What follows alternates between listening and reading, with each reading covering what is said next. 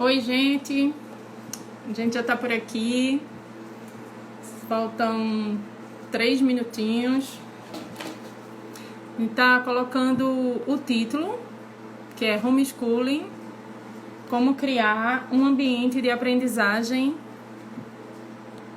em casa.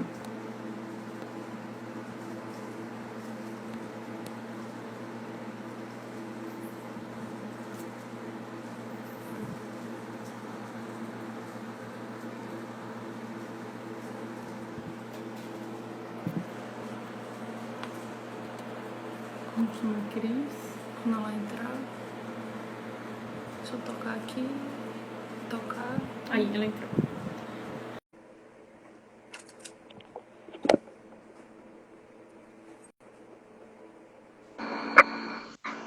Oi, Cris. Boa noite. Esperando aí, né, o pessoal, para a gente fazer essa conversa tão necessária e tão atual, né, Cris? Que bom, né? Que a gente tá Que a nesse... gente possa compartilhar aqui as experiências da gente, não é? O que é que a gente conhece realmente sobre isso e o que a gente verdadeiramente tá fazendo, não é? Que não é exatamente cada um aproveitando aí esse momento e continuar. E esse tema aí de como criar esse ambiente. Eu já estou bem aqui, se você olhar meu ambientezinho, fui criando, não é? Para o Verdade. meu públicozinho. Então, a É, gente já começou a gravar, mas a gente vai dar um tempinho, só de 3 minutinhos ou 4 no máximo, para poder o pessoal chegar, porque o Instagram ele fica avisando, né? Ele avisa a pessoa que a gente está no ar. E Carmita já chegou a Carmita. vamos ver aqui, Patrícia, de sim, que trabalha na escola, Vaneire. Thalia, excelente, trabalhando comigo lá no colégio também, fazendo um trabalho excelente com acompanhamento, também está aí, acompanhamento, atendimento educacional especializado, não é? Flavinha, Flávia Carine, que foi a aluna de nós duas, inclusive, ao mesmo tempo. Nossa aluna que continuou e continua investindo, né? Sempre procurando. Parabéns, Flavinha. Thalia, é um prazer. Sami, a nossa amiga, tá aí acompanhando. Que Que bom, coisa boa. lindo, né? Muita gente aqui para contribuir com esse tema.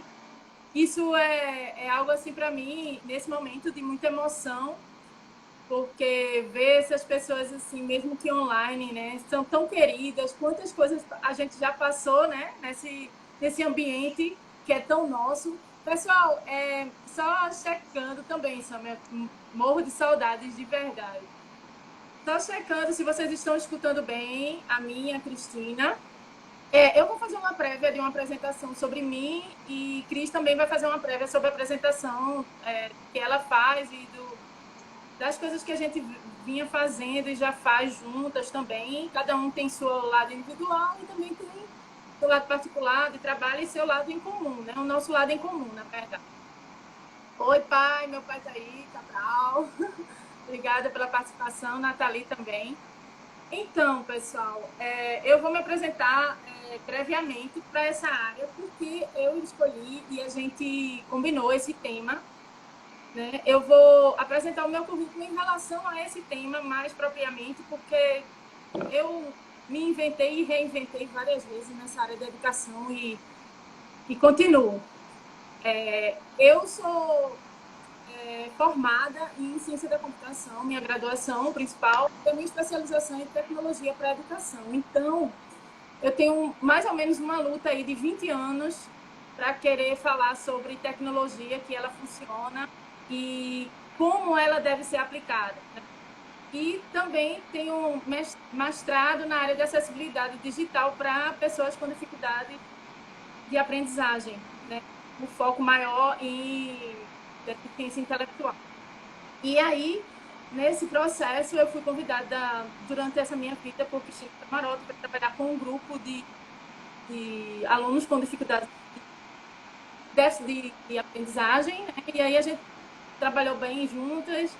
E quando foi, eu vou contar um pouco dessa história do homeschooling e vou pedir agora para a Cris se apresentar, porque eu acho que já chegou algumas pessoas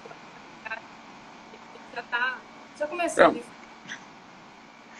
Oi, gente, boa noite, certo? Eu sou Cristina Camarote, né? Sou pedagoga e psicopedagoga, então que eu venho exercendo toda essa formação, procurando essa prática mesmo na educação, né? E nesse momento aí, quando a gente escolhe uma temática dessa, é para contribuir com essa discussão e também com algumas controvérsias, né, que tem. As pessoas pensam que qualquer ensino em casa é o homeschooling, né? Existe uma diversidade de opiniões. Então a gente escolheu estar nesse momento, não é, de uma forma bem assim informal, no sentido de estar trocando realmente a experiência e podendo contribuir com a experiência que a gente tem. Como o Cris disse, é Cris para lá, Cris para cá, né? Como o Cris disse, a gente tem uma vivência, né, nesse grupo do Integrarte. Eu tenho também no Colégio da Sagrada Família, coordenando o atendimento educacional especializado, e no momento desse, onde foi necessário esse isolamento social, eu não poderia deixar de continuar atendendo, não é, os 41 alunos que nós temos lá no atendimento educacional especializado. Então, fui arrumando formas, né, essa minha salinha que está aqui, já tinha dito a Cris, de continuar esse atendimento. E hoje a gente vem disposta a trocar essa ideia, né, Cris? Cada um colocando as suas experiências e ajudando nesse todo que é a paixão da gente pela educação. Então, eu vou falar um pouquinho da minha emoção. Se eu tivesse ideia que eu ia ficar tão feliz fazendo isso, tão contente, tá vindo assim, de dentro de mim mesmo, essa alegria, essa felicidade, de ver tanta gente assim, Fernando, que já trabalhou comigo, Luciana. Assim, a gente vai tentar fazer o mais profissional possível dentro das questões de que a gente precisa realmente falar sobre homeschooling e que nem tudo é homeschooling e o que é o homeschooling na verdade. Né? E eu já vou começar dizendo um pouco, e aí, Cris, a hora que você quiser falar, pode intervir. Né? Eu tive uma experiência em 2018. Hoje eu sinto que foi uma experiência que foi dada por Deus, né? Uma família me convidou para ir para a Califórnia. Andréa Silva e James Silva. Tratar e ver um pouco e planejar junto com eles sobre o homeschooling da nossa querida Alice. Então, foi uma bênção, assim, eu passei 40 dias na Califórnia e entendi um pouco do que é esse ritmo de homeschooling dentro da casa, dentro do país que aceita o homeschooling. Então, a gente veio tratar aqui do que é homeschooling e o que não é homeschooling. A gente está vivendo um momento de aprendizagem. Está travando um pouco, Cris. Oi? O seu está travando um pouco, pelo menos para mim, não sei para o pessoal, certo? Mas a gente já está aqui, ó, cheio de gente mandando mensagem. Não sei se você está vendo. Não, eu não estou sentindo travar. Infelizmente, a internet vai acontecer algumas coisas nesse sentido. Eu vou tentar, talvez, desligar alguma coisa que é mais. Não, agora melhorou, Cris. Pode prosseguir. Melhorou. Pronto. Então, eu tive essa bênção de ser convidada por uma família da Califórnia para, junto com eles, a mãe já vinha trabalhando o homeschooling com a filha, só que eles sofrem uma avaliação. Né? E aí ela ficou bastante comprometida com o processo da aprendizagem e ela me disse, Cris, eu estou precisando que você venha para me ajudar no processo de planejamento para que a coisa venha no ritmo mais adequado daquilo que a Alice precisa aprender para ser avaliada. E aí eu fui com o corpo, alma, coração aberto, né, aprender e passar um pouco da minha experiência de planejamento de tecnologia com educação. Que a minha formação ela é nessa perspectiva. Eu não sou pedagoga, mas eu trabalho realmente, não sou tecnóloga, eu sou formada em ciência da computação e trabalho com educação desde que me conheço por gente. E aí eu sofri essa experiência. O que eu aprendi? Quais foram os maiores ensinamentos? Primeiro, o que eu identifiquei, principalmente nessa família e nas famílias que a gente conversou, porque é um grupo de famílias, inclusive, que se reúne, eu identifiquei que existe um mito de que quem faz homeschooling é quem tem muita grana. Então, nessa perspectiva aí, eu vi que não era assim que funcionava. Porque, por exemplo, lá na Califórnia, o homeschooling está em mais de 60 países, tá? E cada país ele tem a sua base curricular daquilo que ele quer que a criança aprenda, É etc. tipo uma legislação, né, Cris? Tipo uma Exato. legislação para cada país, ele funciona de uma forma. Exato. Então, o que eles fizeram? Por que eles escolheram o homeschooling? Então, diante daquele ambiente, na área de localização deles, que fica em Lakewood, perto de Los Angeles, a 30 minutos de Los Angeles, tinham várias escolas. Só que eles têm que escolher as escolas que estão dentro daquela área, daquela região deles.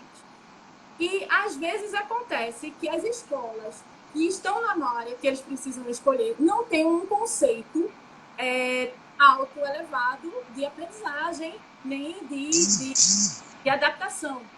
E aí eles têm essa possibilidade de escolher o homeschooling, porque eles sabem que talvez nessa escola as crianças sofram algum tipo de bullying, algum tipo de coisa que eles não querem que suas crianças.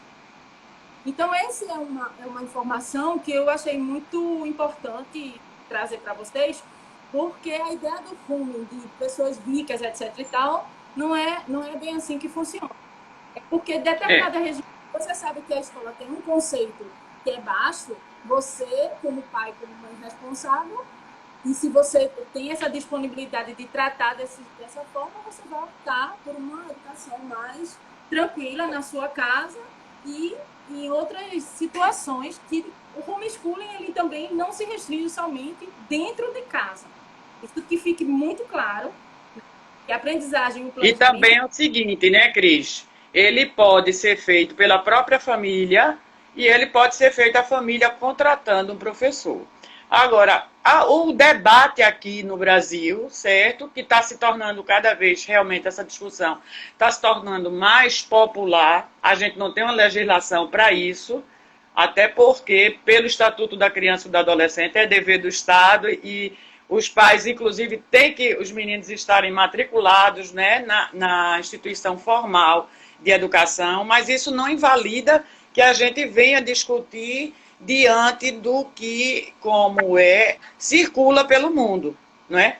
E aí a gente ouve como muitos prós e muitos contras, não é? Pessoas que são, assim, muito a favor do homeschooling, é uma coisa que eu não concordo, que para defender, às vezes, o homeschooling, ela ataca a escola, dizendo que essa escola não tem qualidade. E isso, para mim, não é verdade. A gente tem qualidade na escola. O outro fator é em relação à socialização. Quem também acusa o homeschooling vai dizer que alegar que empata a socialização. E aí o rebate mas é só a escola que é local de socialização? Então, tudo isso é muito material para a gente refletir, certo? Para cada um dos educadores ir se colocando, estarem abertos a essa discussão, não é? E não formar já fechado uma opinião. A gente tem que ver isso, como é que isso se adequa à nossa realidade. O que a gente vem fazendo, e o que eu venho fazendo aqui, e aprendi muito contigo, porque você socializou essa sua experiência, você lá animada na Califórnia, mandando para a gente tudo o que é que você realmente estava fazendo, isso me deixou encantada, não é? Mas o que a gente está fazendo atualmente, quando a gente fala nisso, nesse atendimento, ou transformar a nossa casa num ambiente de aprendizagem, foi diante de uma situação agora, não é? Uma situação pontual, mas que nos fez crescer também e ver várias possibilidades, certo? Dessa casa ter um ambiente de aprendizagem ele mais enriquecido. Então, o que eu venho fazendo agora é utilizando uma metodologia remota, são aulas remotas, que aí é diferente, são esses conceitos que a gente precisa trabalhar, não é? Diferente do que é um EAD, diferente do que é um homeschooling. Uma metodologia de aula remota é o que eu venho utilizando e tenho atendido todos os meus alunos, não é, do atendimento educacional especializado, utilizando isso, que é o que você também me diz assim, Cris, a gente está fazendo essa educação com apoio na tecnologia. Então, aí a gente usa as plataformas digitais, as plataformas que permitem essa interação no tempo real, não é? Então, essa é uma experiência que está sendo também muito válida. A gente discutir a diferença homeschooling, aula remota, aula EAD, cada uma com as suas possibilidades e limites. O que é importante aqui não existe uma bandeira de defesa do homeschooling, nem uma bandeira de defesa contra, né? Geralmente, quando a gente estuda algumas coisas, as pessoas sempre querem que a gente levante uma bandeira a favor ou contra. Eu não sou o tipo de pessoa que faz esse tipo de coisa. O que eu procuro ver é o conhecimento tecnológico e em que parte ele se adequa a que situação. Então, vai ter momentos que eu vou trabalhar com aula remota também, vai ter momentos que eu vou trabalhar com homeschooling e vai ter momentos que eu vou trabalhar com educação à distância. São coisas diversas, diversificadas. Né? Para atender diferentes realidades, né, ô Cris? Realidades, né? As teorias, assim, por exemplo, as teorias pedagógicas. Quando eu comecei a aprender sobre teorias, Cris, qual é a melhor teoria? Aí levanta uma bandeira. Ei, Bigode, você é Piaget. Não, eu não levanto bandeiras. Eu vejo a necessidade da escola, do aluno, da pessoa, daquilo que ela me pede. Recentemente, eu vou só pontuar uma coisa assim, eu faço consultoria para as escolas, né? E a gente teve uma situação que é essa agora e agora, né? Uma escola uma escola pequena que eu faço consultoria e aí porque não é que é fácil, gente, mas assim, quando a gente tem recursos, sejam eles tecnológicos ou financeiros, a gente consegue trabalhar com mais diversidade de coisas. Mas quando é uma escola pequena, que os pais não se apropriam tanto da tecnologia, no interior, etc. e tal, aí é o grande desafio do que a gente vai fazer da tecnologia para que essa aprendizagem seja efetiva do outro lado. É dizer ao pai. Com certeza, e requer muito essa sensibilidade, né, da gente, essa criatividade que a gente precisa em qualquer ambiente de aprendizagem, em qualquer forma de aprendizagem. Cris, eu gostaria de responder aqui uma questão que já estão colocando, certo? Me perguntando, não é, que tem... Como é que eu poderia ajudar os pais nessa época de como eles poderiam criar esse ambiente, não é, em casa, nessa situação, porque eles estão se sentindo realmente muito sobrecarregados. Então, gostaria de responder para quem se interessou, para quem fez essa questão. Não é?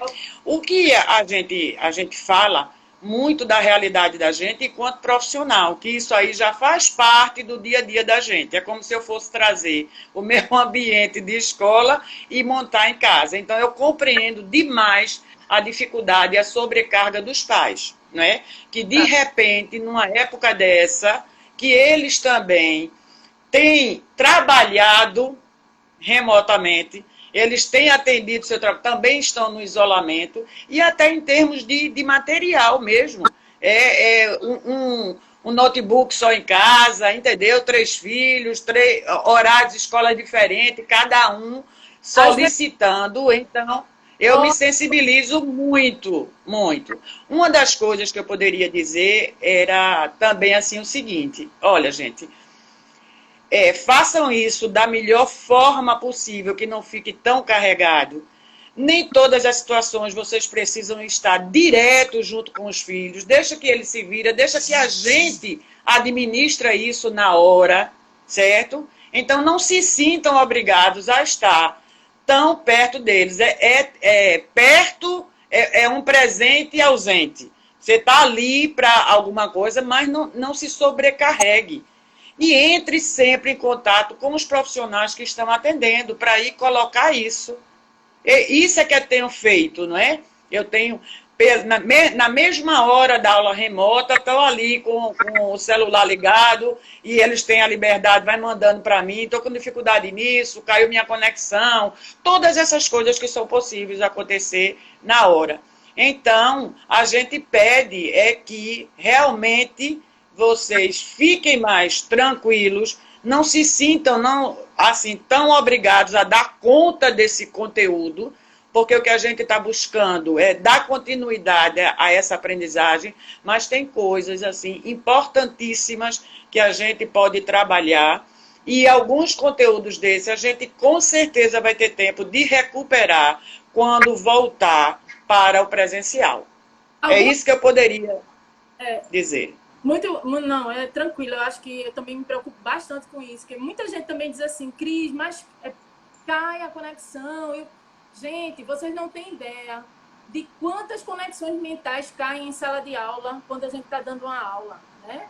Quer dizer, todo mundo tem ideia disso, porque às vezes a gente está também como aluno em sala de aula, porque para a gente chegar a professor, a gente é muito aluno, continua assim.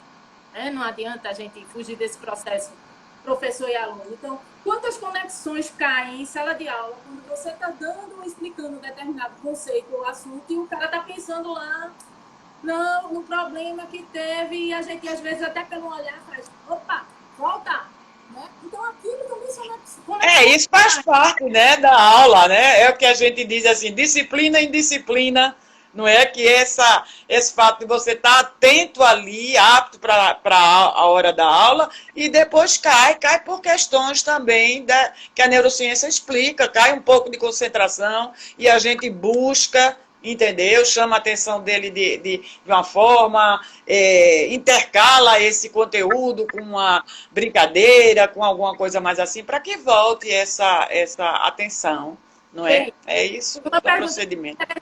Que é da família Camarote. Como ajudar famílias que não têm acesso ao computador e Wi-Fi? Maria Helena, eu lembrei de uma situação em que eu vivi em Carnaubeira da Penha. Pode contar, eu vou ter que contar essa situação, porque assim, eu sempre tinha, nessa época, eu era consultora de tecnologia para os PSFs, certo? E o PSF, todo mundo sabe que é dentro do interior do estado, né? E a grande massa que precisa. Então, o que o pessoal fazia? Os núcleos de tecnologia tinham os médicos que davam aulas para que as pessoas, os PSFs, tivessem conhecimentos mais reais do que vinha acontecendo na medicina, etc. e tal. Isso dá lá na Hospital da Esquina. Então, eu fui convocada para ir para Carnaubeira da Penha. E aí, eu sempre tive na minha manga, assim, 3 planos, o A, B e o C. Por quê? Exatamente por conta da tecnologia. Então, o que aconteceu? Eu tinha que estar lá, fazer a conexão, contactar com os médicos, o pessoal assistir a conferência. Só que aí, como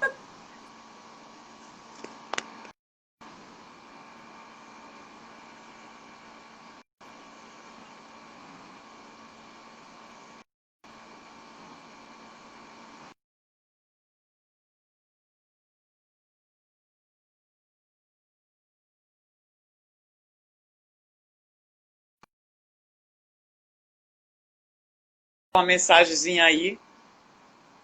E aí... Voltou. Olha, desconectou e conectou. Voltou.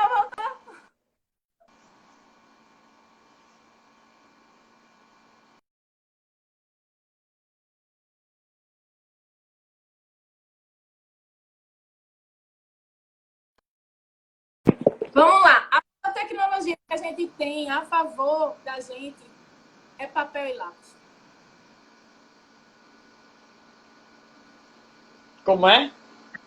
A maior tecnologia que a gente tem a favor nos anos de hoje, até hoje, é o papel e o lápis. Então, as pessoas precisam se ajudar nesse processo. Né?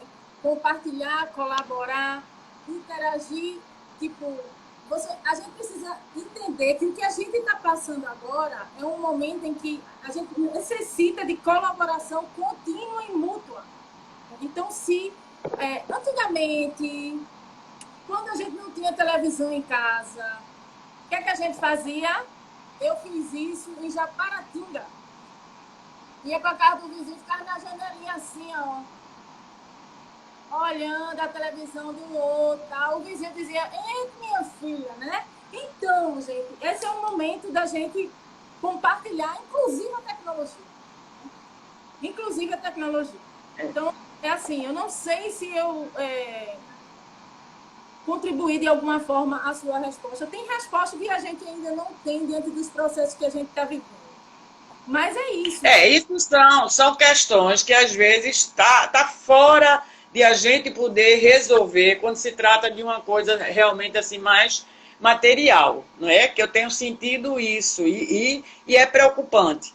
Quem tem o recurso, quem tem o recurso material e o recurso humano também, de uma família que pode dar essa assistência, é ótimo, mas a gente sabe que não tem. Mas para falar da experiência da gente, como é que a gente realmente vem fazendo isso, não é? Alguém pode questionar assim, é possível eu estar falando aqui, eu tenho 10 salas de aula, tá, gente? Então, eu tenho 10 salas, como é que eu estou fazendo? Eu criei 10 salas de aula, porque eu dividi minha turminha em grupos onde os interesses estão equiparados. E um dia da semana, todos juntos, para essa interação realmente maior. E o resultado é assim, eu estou felicíssima, já me acordo, vou dormir pensando realmente no outro dia. Mas eu tenho esse recurso, não é? Então, eles abrem cada grupo no seu horário, abre a salinha de aula, a gente está ali ao vivo e a cores, interagindo com eles vendo. Hoje eu tive uma situação muito engraçada. Eu tenho um aluno que adora cuscuz e ele leva o cuscuz de lanche. Aí ele ontem estava meio fraquinho, assim, mostrando meio preguiça. Eu digo, amanhã a tia Cristina vai comer cuscuz aqui com você. Dite meu pratinho de cuscuz na hora da aula dele, entendeu? Atendi, ele morreu de rir, certo? Outros tiram onda com a gente. Então, o que às vezes a gente pensou que os alunos que têm alguma dificuldade específica seria impossível, não, eles estão se mostrando assim. Então, é uma possibilidade imensa. E isso não só me ajudou agora, como vai me ajudar a eu melhorar o meu presencial. Isso é que eu estou vendo também de muito positivo, tá, Cris? Quer dizer, a gente, hora nenhuma, pensava nisso, em questões, e agora eu vejo que eu posso fazer esse complemento, que eu posso juntar esses grupos, entendeu? Várias possibilidades que, diante dessa demanda, deu para a gente realmente pensar, e é a coisa mais linda do mundo você vê essa interação, e aí você diz, como a gente foi assim, felicíssima, fico morrendo de rir com as coisas, com as tiradas que eles dão.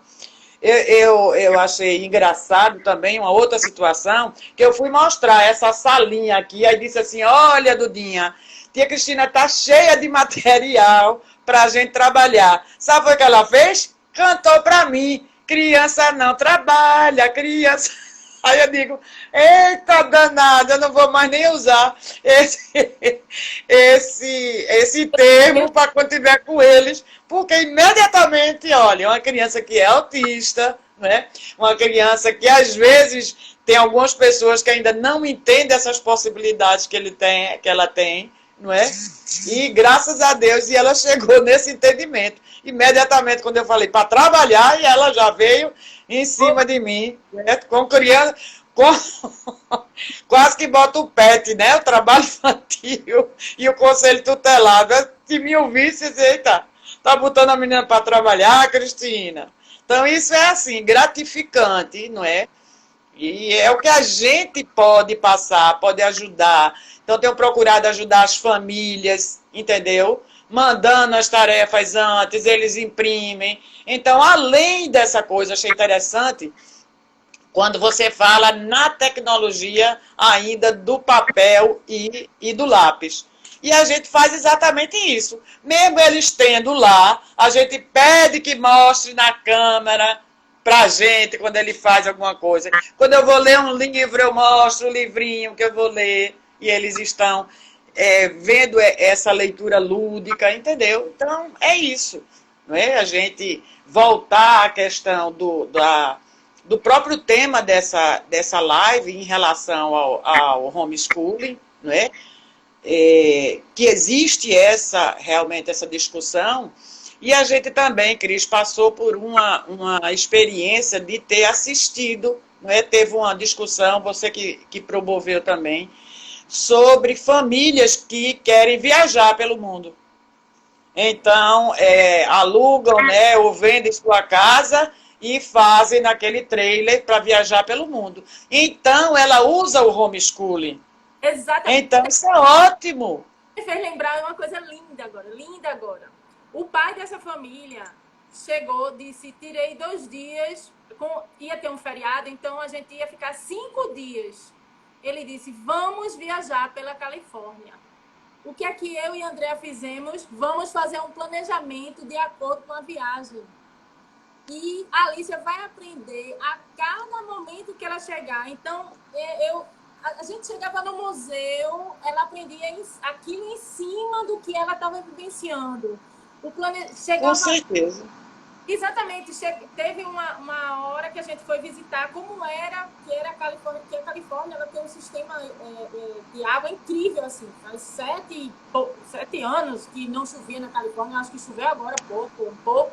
E eles têm um sistema de água, então lá tinha interações, palavras cruzadas. Então eu peguei toda aquela área e disse, André, isso aqui a gente vai transformar em sala de aula para a Alicia, já, agora. Então no carro, pronto, ficava a Alicia, e o que é isso? Então, assim, a gente tem várias situações, assim, eu me lembro muito, eu levando minha filha para o mercado e dizendo assim, quantas laranjas? Eu quero 10. Aí ela contava, depois eu dizia, não, tira 3. Eu já fazia a propósito isso, entendeu? Para poder... Exato, contextualizar isso é fundamental, não é? O que você faz aí é uma característica do homeschooling de lá, pelo menos.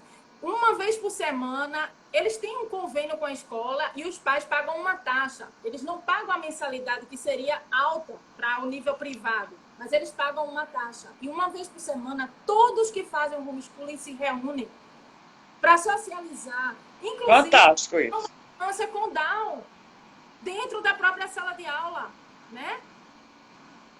Lá. Realmente, como diz assim, na hora em que você cria, aí lembra nosso querido Paulo Freire, que ele diz, enquanto tiver alguém querendo ensinar e alguém querendo aprender, até debaixo de uma árvore é uma sala de aula, né? Então a gente precisa sair desse conceito, embora como a gente crie isso daí. Essa sala de aula pode ser em casa, essa sala de aula é na escola também, e a gente tem procurado fazê-la de forma diferente, sem tirar de jeito nenhum a importância da escola, a importância daquele espaço, certo? Que é de socialização também, embora eu concorde, não é o único, não é? Mas é um espaço de socialização, é um espaço que eles aprendem também a rivalizar um pouco, não é? A sair daquilo da sua casa, que é tudo é meu, o brinquedo que é meu, o quarto que é meu, e aí então isso também é muito importante. Então, isso que a gente diz, a gente está aberto a essa discussão, a gente está aberto a essas vivências, onde todas têm prós e contras, não é? Então, voltando a dizer, a homeschooling tem suas vantagens, a escola fundamental, entendeu? O que é tradicional não é a escola, o que pode ser tradicional é algumas pessoas que fazem algumas escolas. Então, a gente não pode botar essa escola tudo dentro, generalizando, porque tem escolas que são espaços de aprendizagens fantásticos, né? E essa aula remota, que ela poderia acontecer, vamos dizer assim, como você disse aí, uma vez os meninos do homeschooling vão para essa escola, para esse espaço formal. Se fizesse uma vez por semana uma aula remota, de segunda a quinta, com todo mundo, a gente não pode de estar pensando como criando novas formas de aprendizagem.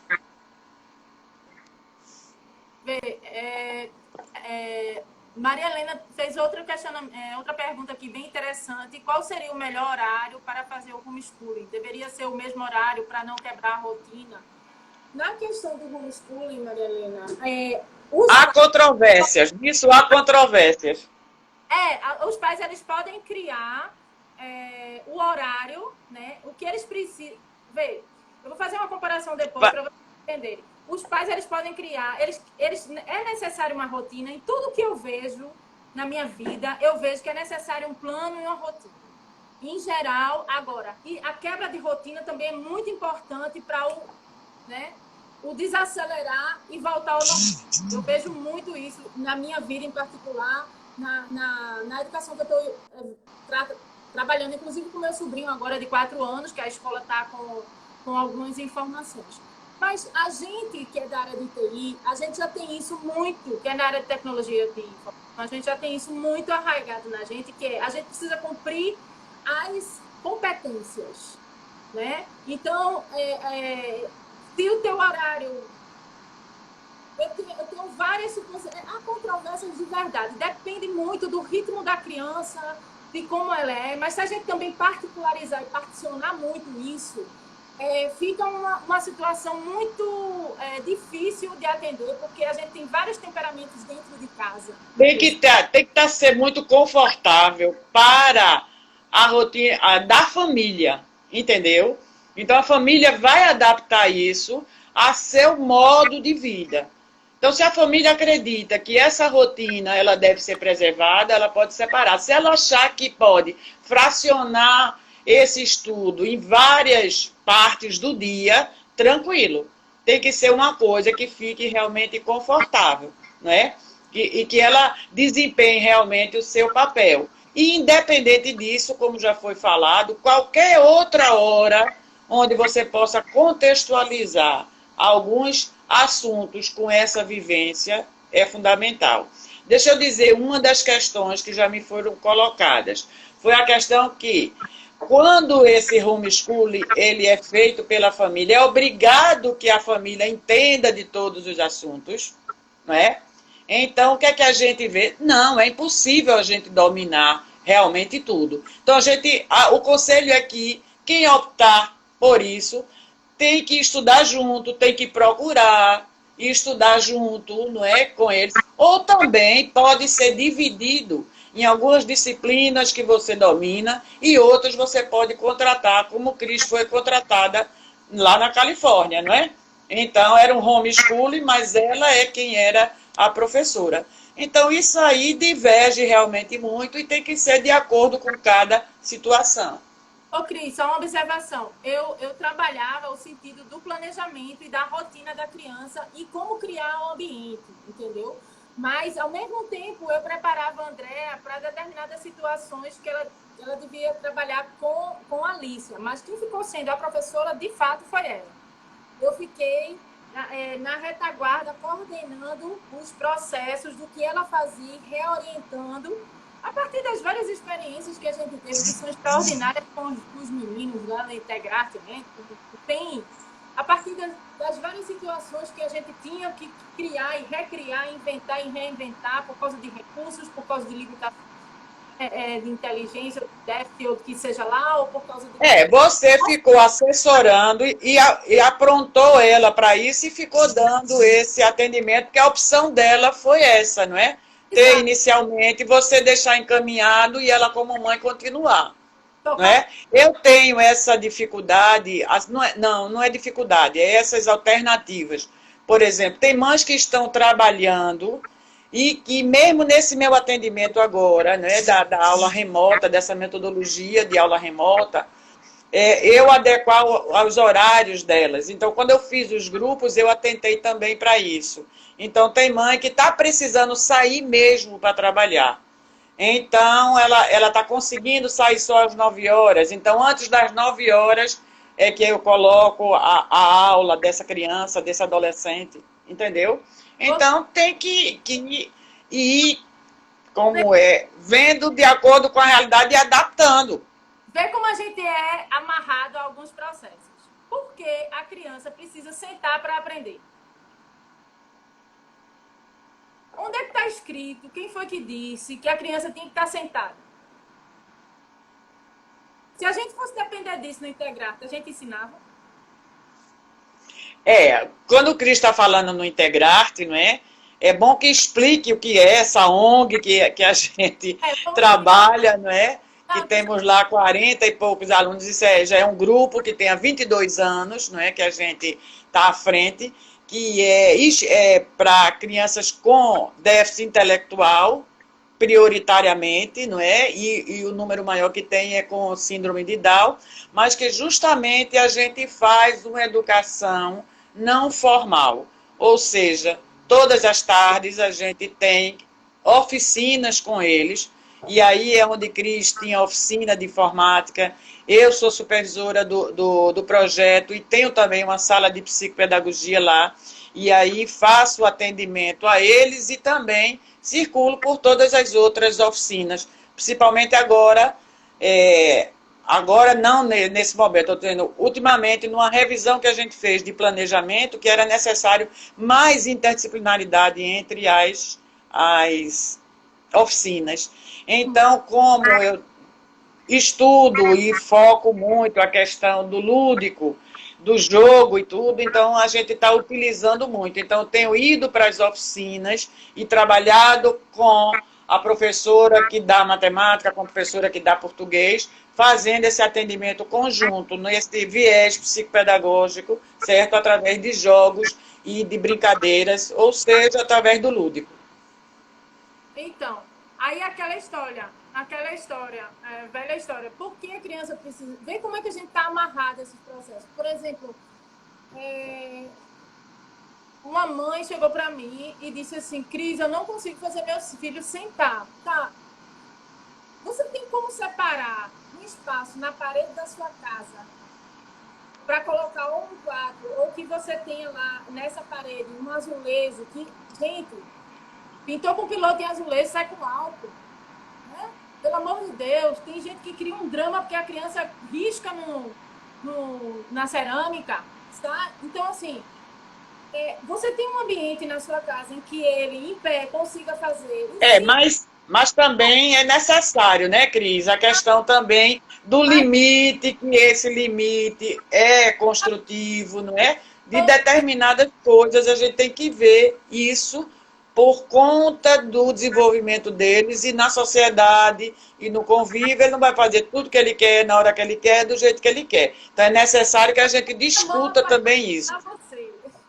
Mas são determinadas coisas que também, todos os dias, é cansativo. Eu tinha muita dificuldade de ficar sentado. Quer ver quando eu observo que um aluno tem dificuldade de ficar sentado me escutando? Quando ele começa a bater o pé.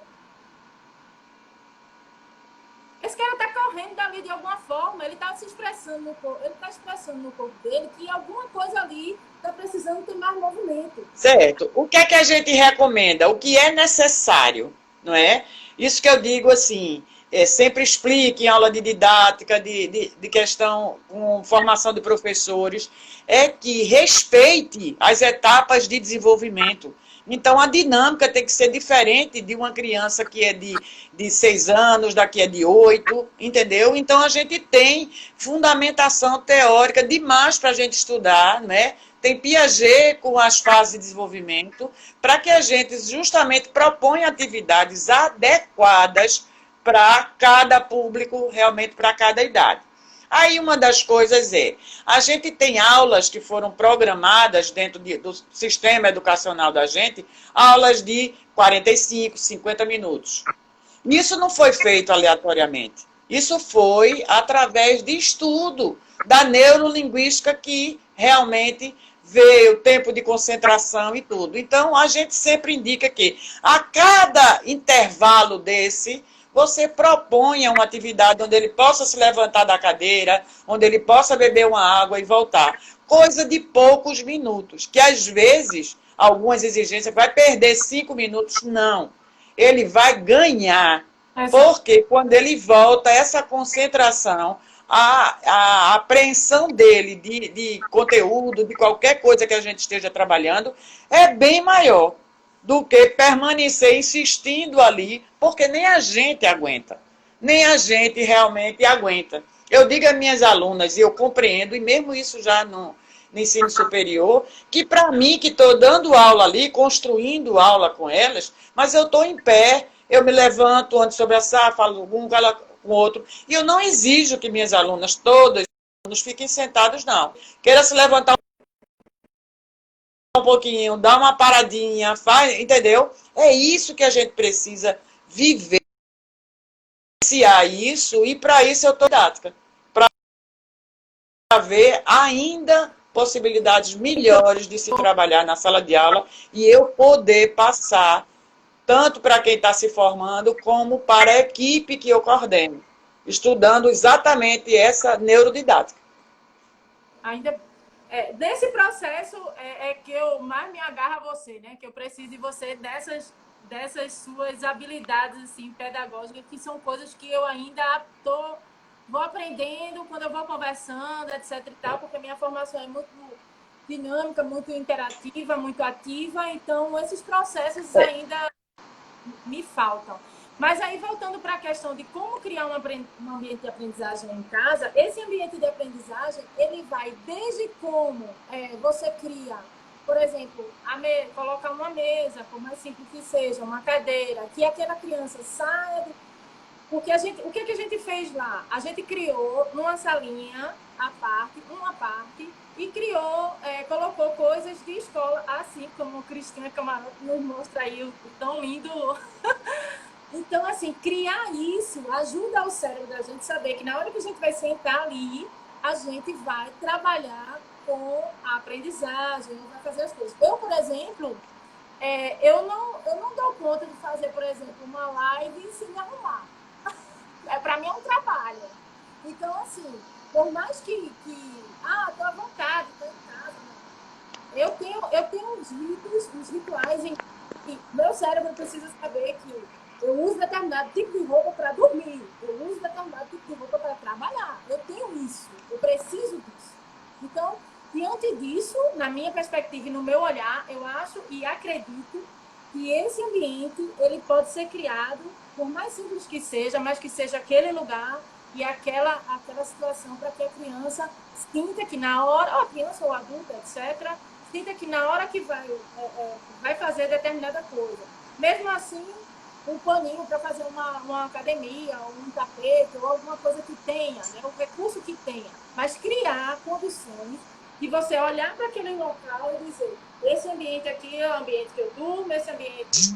Eu não estou dizendo que não pode... Eu estou aqui num único ambiente em que tem um ambiente... que eu não, lógico. Porque a gente sabe que ambiente de aprendizagem pode ser vários, né? A gente está falando mais de um espaço onde realmente se foque mais aquilo, né? Mas quando a gente diz assim, a gente vive num ambiente letrado.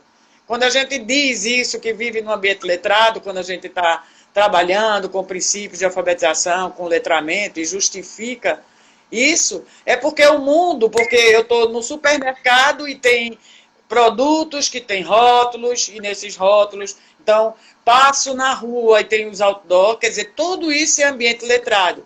E tudo isso é ambiente de aprendizagem também. Esse ambiente que eu entendo que você está se referindo é esse espaço mais direcionado para que realmente a gente foque, se concentre mais, né? A gente realmente fique nessa questão de entender que ali vão ser trabalhados realmente questões desse conteúdo mais formal, não é? Exatamente, é criar... Pelo menos esse ambiente seja favorável, né? A aprendizagem nesse aspecto. No ambiente propriamente dito da palavra, muito mais amplificado do que propriamente só o espaço, a estrutura. O que eu estava falando realmente, muito bem colocado, né? É a questão do espaço. Você criar aquele espaço ali pequeno, do jeito que você acha, pode e acha adequado. Né? A gente sabe que a gente vive... Hoje, a gente consegue enxergar com olhos muito mais sensíveis às nossas contradições e diversidades, né, na área no Brasil. Mas também as nossas possibilidades, não é? Quanta gente está aproveitando agora um filme na Netflix para ir trabalhar com a criança, para assistir junto e discutir esse filme. É isso que é ambiente também de aprendizagem, né? Na hora em que eu vou contar uma história, seja na minha cama, ou junto com o filho, aquilo ali é um ambiente de aprendizagem, né? A gente está falando desse ambiente que a gente pode ajudar realmente a família nesse ambiente, espaço mais direcionado, não é? Agora, Cris, eu gostei muito quando você falou da questão dos pais. Eu queria que, se você puder falar um pouquinho mais sobre isso, deixar que os filhos sejam um pouco mais autônomos, sem se sentir pressionados de estar junto deles, dentro do processo, na hora que você está fazendo uma conexão. Exato. Pronto. No meu caso, como eu já disse, que esses que eu estou atendendo, especialmente do atendimento educacional especializado, eles já precisam desse atendimento, não é? Mas na escola, no presencial, eles também agem desse mesmo jeito. E tem hora que a gente deixa que ele resolva, está ali, mas não está interferindo tanto. É isso que eu digo assim, para os pais, sejam desse ou dos meninos em geral. Essa dificuldade que ele sentir na hora de uma tarefa de português, de matemática, de história e geografia, se a professora está lá na aula remota, é ela quem vai resolver com ele. Que eles não se sintam tão, porque senão ele se sobrecarrega demais. Se ele está ali acompanhando o tempo todo essa aula, na escola a gente não fica só, então deixar que quando a gente precisar, a gente vai buscar. Agora é necessário e é bom que eles acompanhem, vai lá, dá uma olhadinha, tá tudo certo, sai, mas deixa essa criança, esse adolescente, se desenvolver, ter mais autonomia e independência. E não ficar realmente se cobrando que ele tem que acertar todas as tarefas, não. A gente muitas vezes orienta o quê? Vem de casa com a tarefa que ele construiu sozinho e que não acertou. Mas é obrigação nossa no colégio de fazer aquela correção e então tratem isso também como se fosse na sua rotina que era de colégio. A gente só mudou um pouco de lugar, em vez de ser lá no ambiente, é no ambiente de casa.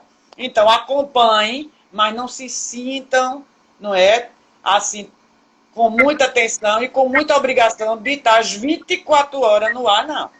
Porque senão também não vai fazer bem a vocês e vocês precisam continuar a relação com eles de mãe e filha, de pai e filho, entendeu? Independente de qualquer conteúdo, de qualquer educação formal. Então, não atrapalhem essa convivência, ao contrário. Peguem isso para melhorar e aprofundar mais os laços. E deixa com a gente, professor e professora, se virar na sala de aula remota, que a gente sabe disso. Olha, você me fez lembrar das aulas que eu dava no laboratório de informática, que, tipo, vamos dizer assim, 40 alunos no laboratório. E aí os meninos diziam, uma das aulas que eu sofria bastante era Excel, né? Cris, professora, Cris, e tal. Então, assim, com o tempo, eu comecei a criar um artifíciozinho assim, de aprendizagem, de deixar... Não era que eu não respondesse, mas eu não era imediatista na hora da pergunta. Eu sempre, quando eu fazia Cris, como não podia atender os 40, né? Ou dos 40, os 10, o que é que eu fazia? Atendia um aleatoriamente, não tinha isso de escolher, porque eles sempre acham que a gente escolhe alguém, mas não tem isso, né? Como pai, mãe, ninguém escolhe. Mas assim, atendia um e o outro começava a se virar. Quando eu chegava lá, eu dizia, já consegui. Pô, que bom, né? Exato. Criou né? Através das próprias terapêuticas dele mesmo, se perguntando... A gente aprende muito com eles. Muitas vezes, né? A gente tem que saber que muitas vezes, e também, como eu estava dizendo outro dia, que eu sou da geração, né, Cris? Você que é de tecnologia, milenial, não é? E que existe didática até para ensinar aos mileniais. E esses meninos são nativos digitais, não é? Então, eles têm realmente mais facilidade, muitas vezes, e a gente aprende muito com eles, não é?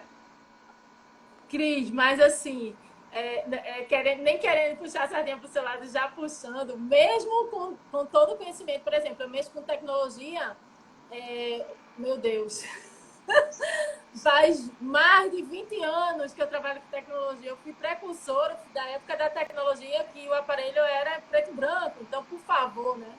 E mesmo assim, eu pego questões suas, por exemplo, na área de pedagogia, e eu digo, cara, tem tudo a ver, pô. A aprendizagem que a gente está construindo agora, nessa live, é muito importante.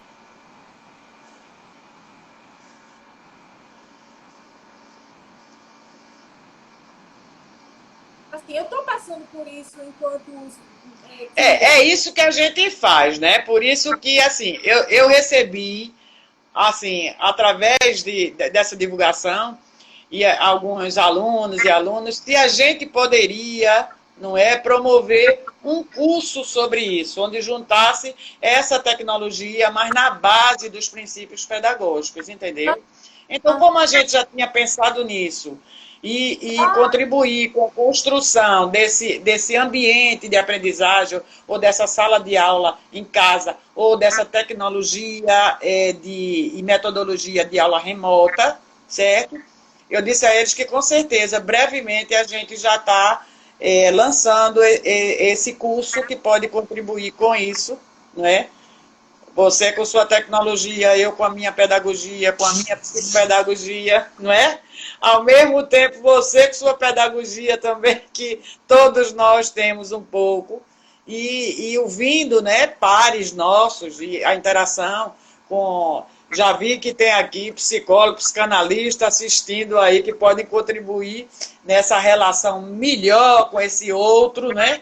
Esse outro que está perto e que está longe, esse outro que, como eu já tenho uma relação com ele, e tem um outro que eu ainda não conheço, que são, no caso das aulas, por exemplo, eu vou começar segunda-feira uma turma que eu nunca dei nenhuma aula presencial.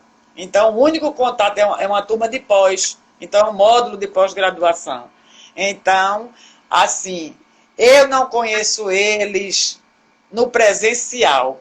Então, é sempre os outros que eu dei aula já, depois nessa situação, eu já tinha tido uma aula presencial. Aí depois aconteceu os encontros que são assim através da plataforma. Mas eu já sabia, já então, esses outros que eu vou começar segunda-feira vai ser uma experiência, né, para ver, eu vou conseguir tocá-los, eu vou conseguir chegar realmente até eles só dessa forma, né, digital. A gente que é tão acostumada com esse pega-pega, com esse abraço, essa coisa de estar junto, não é? Mas eu acho que com certeza, que a gente pode, às vezes, até chegar mais junto dessa forma, e às vezes existe tanto presencial que está tão distante, né, Cris? Exatamente, assim, eu acredito muito no poder da afetividade, do amor propriamente dito mesmo. O amor enquanto amor. Não é amor de, não, amor. O amor de você se oferecer, de você servir, de você vir com aquela proposta e colocar luz naquela proposta, e aquilo é seu, e aquelas pessoas são suas. Eu estou agora com 150 alunos, metade de Timbaúba, outra metade de Carpina, que eu nunca nem olhei para o rosto deles, né? Mas vejo na foto e tal, não sei o quê. Então, eu gosto dessa interação, mas eu também sinto falta, eu também vibrava muito quando, por exemplo, eu tive que ir para um grupo que eu me lembro muito, do Petrolina. Quando eu fui para Petrolina, virou uma festa aquilo ali, e a gente é amiga até hoje, né? Então, assim, é tão bom a gente influenciar positivamente as pessoas, mas a gente também consegue através da... Consegue. Ô, Cris, eu queria fazer uma observação aqui. Eu não sei, vou pedir ao pessoal que está assistindo. Eu não sei se eu e Cris, a gente está falando demais, que não está dando espaço de vocês fazerem pergunta, ou se a gente está se antecipando e já respondendo, porque não veio mais, pelo menos para mim, não veio mais nenhuma pergunta aqui. Eu sou prof, adoro responder. O Instagram está avisando que a gente tem 1 minuto para os fins. Uau! Então, minha gente, que estiver assistindo, pelo amor de Deus, diga aí se foi isso que a gente falou demais e não deixou vocês, ou se a gente atendeu mesmo, que aí deixou vocês sem dúvidas.